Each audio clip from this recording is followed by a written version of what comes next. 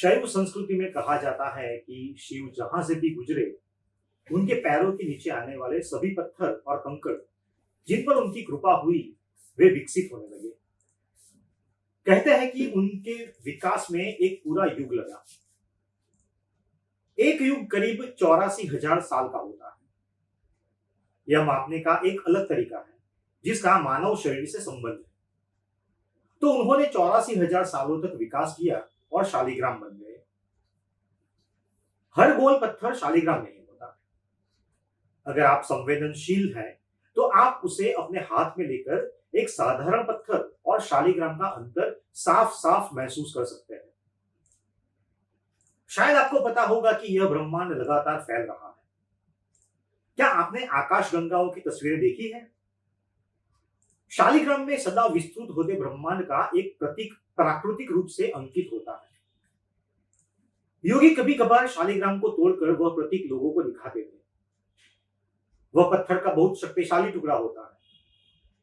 यदि लोगों को पता हो कि उसका इस्तेमाल कैसे किया जाए तो उसका बहुत चमत्कारिक असर होता है।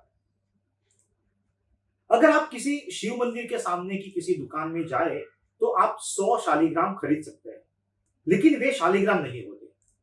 वे बस अंडाकार पत्थर होते हैं। आप जानते हैं कि जब बच्चे समुद्र तट पर या नदी किनारे जाते हैं तो वहां पत्थर इकट्ठा करना उन्हें अच्छा लगता है, यहां तक कि बड़ों को भी। इसलिए लाखों घरों में उस तरह के लाखों पत्थर हैं। वे सब शालिग्राम नहीं है, उनका बस आकार वैसा होता है, क्योंकि अधिकांश पत्थर नदी के बहते जल की वजह से वैसा आकार पा लेते हैं। असली शालिग्राम बहुत कम है। हो सकता है जो आपके पास है उससे आपकी भावनाएं जुड़ी हो, ठीक है, वह आपके लिए कुछ मायने रखता हो, कोई बात नहीं। मैं यह नहीं कह रहा हूं कि उसे फेंक दे। आपको उससे डरने की जरूरत नहीं है, क्योंकि मुझे यकीन है कि आप एक शालिग्राम की कृपा में नहीं रह रहे हैं। जब आपके पास एक शालिग्राम होता है तो एक खास तरीके से चीजें घटित होती है। वह आपसे आगे भागने लगेगा। आप जितनी तेज दौड़ सकते हैं, जीवन उससे तेज भागेगा। वह आपको एक अलग दिशा में ले जाएगा। मेरे पास एक आधा शालिग्राम है। वो मुझे कैसे मिला, ये मैं आपको बताता हूं। एक परिवार काफी समस्याओं से गुजर रहा था। ऐसा 10-12 सालों से चलता आ रहा था। उन्हें समझ नहीं आ रहा था कि क्या करें। फिर वे मेरे पास आए। जब वे मेरे पास आए तो मैंने उनसे पूछा, क्या आपके घर में कोई मूर्ति या कोई वस्तु है? उन्होंने पहले ना कहा। फिर एक महिला वापस आई और कहा कि उनके परदादा के पास एक शालिग्राम था और वे अब भी उसकी पूजा करते थे। वह शालिग्राम शायद 150 सालों से उनके घर परिवार में था। परदादा की मृत्यु के बाद उन्हें पता नहीं था कि उसे कैसे रखना है। एक दिन एक योगी घर आए और उन्होंने शालिग्राम को 2 टुकड़ों में तोड़कर उनको बताया कि वह क्या है। एक टुकड़ा वह अपने साथ ले गए। दूसरा टुकड़ा अब भी उनके पास है और वे अब भी उसे पूजा कक्ष में रखते हैं। तब से उनकी समस्याएं लगातार चली आ रही है। मैंने उनसे कहा, उसे लेकर आइए, मैं देखता हूं। उसे देखते ही मैं समझ गया, अरे यह तो शिव का एक तत्व है, बहुत ही शक्तिशाली। इसलिए मैंने उनसे कहा, आप इसे मत रखिए। अगर आप यह मुझे दे दे तो मैं हमेशा आपका आभारी रहूंगा, अन्यथा उसे नदी में फेंक दे। उसे अपने घर में मत रखिए। घर में खूब सोचा विचारा गया। यह हमारे परदादा की चीज है, क्या हमें इसे दान कर देना चाहिए? क्या हमें इसे फेंक देना चाहिए? लगभग 1 महीने बाद वे आश्रम आए और शालिग्राम मुझे सौंप कर बोले, इसे आप रखिए। मैंने कहा, आपने अच्छा काम किया।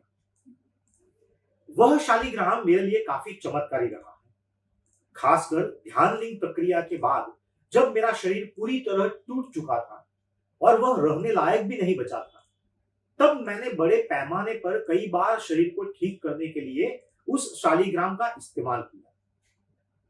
वह शालिग्राम स्पंदित होता रहा और उसने मुझे जीवित और सक्रिय रखा। कुछ दूसरी तरह के शालिग्राम होते हैं जिनका लोगों पर हल्का प्रभाव होता है। यह अच्छा होता है, लेकिन उनके लिए भी मैं सलाह दूंगा कि वह सिर्फ ऐसे लोगों के लिए है जो अपने घरों में पूजा का एक खास स्थान बनाकर रखते हैं। रोजाना एक खास देखभाल करते हैं। मान लीजिए आप रोजाना उस पर फूल चढ़ाते हैं या रोजाना एक बूंद जल या दूध या और कुछ चढ़ाते हैं, तो वह निश्चित रूप से जारी रहना चाहिए। अगर आप किसी सुबह भूल गए तो वह आप पर क्रोधित हो सकता है। आप जानते हैं कि वह शिव है। मैं ये मजाक में नहीं कह रहा हूं। पारंपरिक रूप से आपको हमेशा कहा गया है कि अगर आप एक मूर्ति रखते हैं तो मूर्ति की रोज देखभाल होनी चाहिए। अगर आप ऐसा नहीं करते, वे घटती ऊर्जाओं में बदल जाते हैं।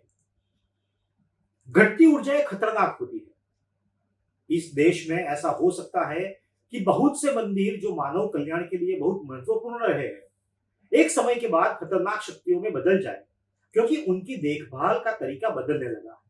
विज्ञान पूरी तरह खत्म हो गया है और लोग वहां पर बेवकूफाना चीजें कर रहे हैं। धीरे धीरे जब वह घटती ऊर्जाओं में बदल जाता है तो वह लोगों की जिंदगियों में तबाही ला सकता है। इसलिए जब आप एक शालिग्राम रखना चाहे तो आपको अपने घर में एक खास तरह का पवित्र माहौल बनाना होगा, किसी मंदिर जैसा पवित्र। अगर यह संभव नहीं है तो आपको घर में ऐसी चीजें नहीं रखनी चाहिए। अच्छा यह होगा कि आप ध्यान करें और विकास करें। ऐसी चीजों के इस्तेमाल की बजाय अपने आप को एक शक्तिशाली ताकत के रूप में विकसित करें।